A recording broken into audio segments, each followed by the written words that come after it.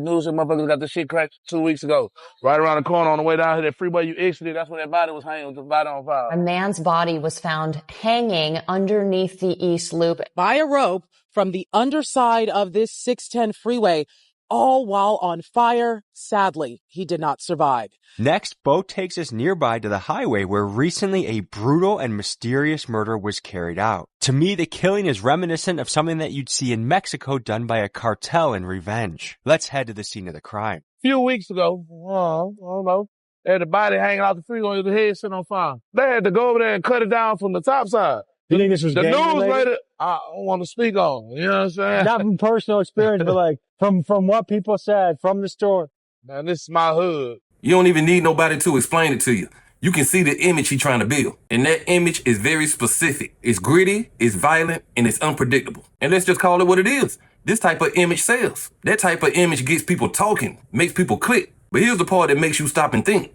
Is that really what that area is? Or is that what you needed to be to make your story work? Because there's a difference between showing reality and shaping reality. And when you watch that video, it don't feel like somebody just documenting life. It feels like somebody curating a narrative. And that narrative had a name attached to it, Murderwood. And that name is not accidental, that's intentional. Because you don't just randomly call something that. You call it that because you know what it sounds like. You know what it makes people think. You know it's gonna get a reaction. And that's where this persona comes in. Because now you're just not an artist, you're a character. You're a representation of the world you present.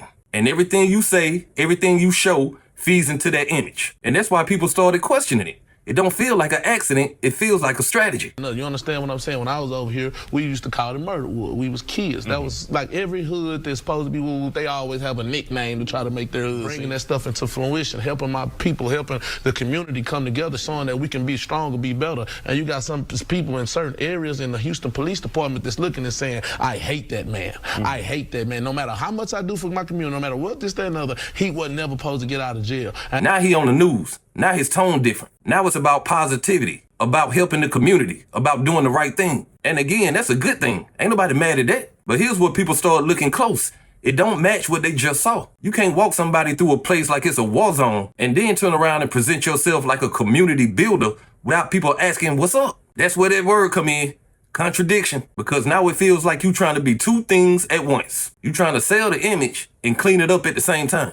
You want the attention that come with Murderwood, but you also want the respect that comes with positivity. And those two things, they don't sit together easy. Not when people can see both sides clear as day. Now think about the people who live there. The restaurants, the barbershops, the schools. They not in your video, but they living in what your video created.